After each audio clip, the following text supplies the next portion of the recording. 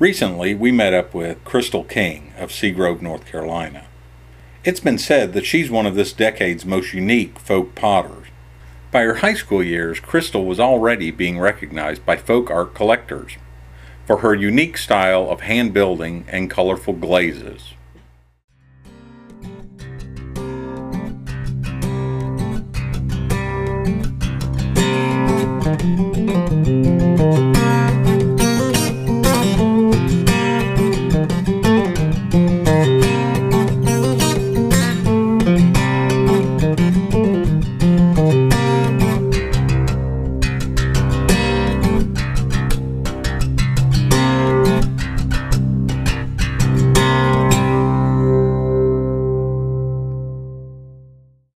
My name is Crystal King, and I am a Seagrove folk potter. The way I began was that my parents started an apprenticeship when I was 7 years old with one of the old shops here, and they went in to learn the trade of pottery making for free. My dad worked a full-time job during the day, which meant most afternoons I was still, as a child, with them at the shop. And I had to entertain myself, so what I did often was make small, hand-built, hand-sculpted animals in his wool. So at an early age, making the small animals, that was just kind of typical for children playing in clay. But as I got into my teenage years, and being at the shop was just a part of my daily routine, I was also doing some other odd jobs around the shop, like sanding and signing and processing and helping to set out things to glaze and fire the kiln. So I was learning the entire trade of pottery by my early teens. I was running the shop on my own and things of that nature if I needed to. But the animals came along when I was about 14 years old. There was a gentleman who was a folk art collector who came to my mother and asked her to make a replica of the Solomon Bell lion that was in the Mesda Museum, which is in Winston-Salem. It's the museum that houses the collection for Old Salem. And Solomon Bell was a potter in the late 1800s who made lions that looked very much like this piece sitting here. It had the curled up tail and the I guess you can call it the spaghetti hair mane, and the grin that reached all across the smile of the lion. And this was the picture that I was shown and was asked to make one at 14 years old. So that was the beginning of me doing the lions, and it's a piece that I'm kind of known for today and still do. After making the lion, it was very natural to start making the rams. It was the same body shape underneath all the fur there. It was the same sculpture, and I just simply added the spaghetti hair to the whole piece. So 14 and 15 years old, I was doing these pieces and kind of making my name for those two. His wool. His arcs came shortly after that.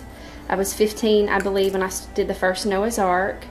That too is a piece I'm now pretty known for. And that kind of led off into a whole line of biblical sculptures.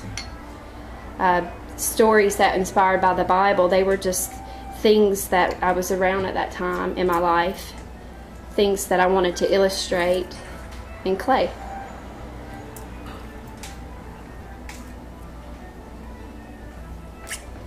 Sometimes it's hard to focus and talk at the same time. So if I get quiet, that's what it is. This piece here will be a sheep.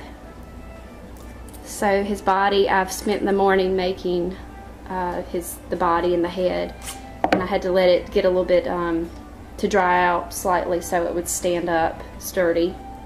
And it's a different color clay. This is a white stoneware clay as opposed to the brown stoneware used to the body, and that way I don't have to paint the fur. I just glaze it one color and it shows a different tone.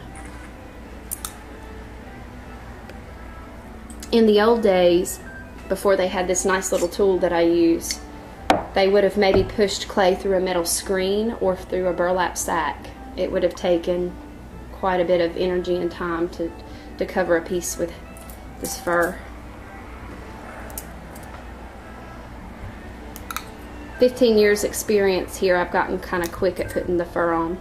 It's still the type thing that it amazes most people watching me here in the store. They're interested in how I make the hair.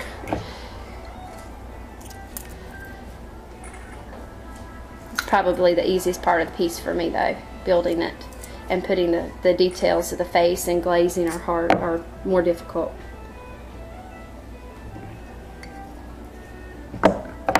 So through the years, I've developed many different types of animals. Started identifying myself as hand building being my specialty, and that led to a whole biblical collection. After Jonah and the whale and Noah's arks, there's probably 15 or 16 different Bible story pieces that I do on an order basis. I have about a year wait for my pieces because they're slow to get out, and I just have more requests than I can accomplish. So I take orders so that I can get things for people, but they seem to be okay to wait for me to get them so they can have it. I didn't realize when I was younger what an important tradition I was carrying on. Not really until I got into my 20s did I truly understand my part in the Seagrove heritage. Seagrove has evolved, especially in the last 20 years, from a place that had really just the families, traditional families that were carrying it on, that had just been born and raised in it, to a place that was known and famous for pottery, that attracted potters from across the country to come and settle here. And they bring a lot of new styles and a lot of nice new techniques that adds to what we have here. But what makes Seagrove unique is the fact that it has a 200 to 300 year old passed down continuous tradition. That being continuous is what makes it unique. The clay is important, but what's more important is that when you look at the pottery that's made here by the traditional families, you're seeing something that has evolved from the salt glazed whiskey jugs or the salt glaze that the earliest settlers brought here to things that are desirable today. And it's went through many changes. When the Prohibition hit and the Depression hit, it changed the needs for what the public needed. And many potters across the United States went out of business at that time, thinking they were replaced by, say, metal and glass containers. And no one at that time was using pottery storage jars, so they had to adapt what they were doing to decorative ware, pretty vases and baskets and colorful things. And so that evolved here in Seagrove. The families learned colorful glazes. They learned what the needs of people were to keep their living. Adapted here. And once that was done, as you see now, we're still evolving by different colors and patterns and trends of today. We're influenced by really media, and now that we have the world full of magazines and pictures of potters across, that influences us here. It's an ink pen.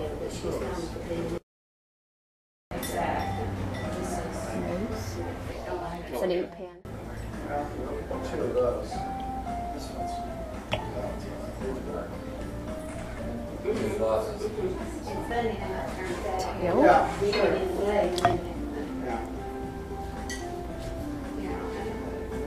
And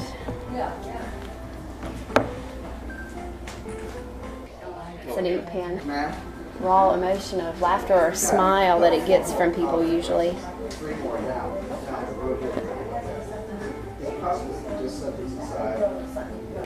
It's an ink pen. How are you fed? Good. Touch this little bluebird. It's an ink pen.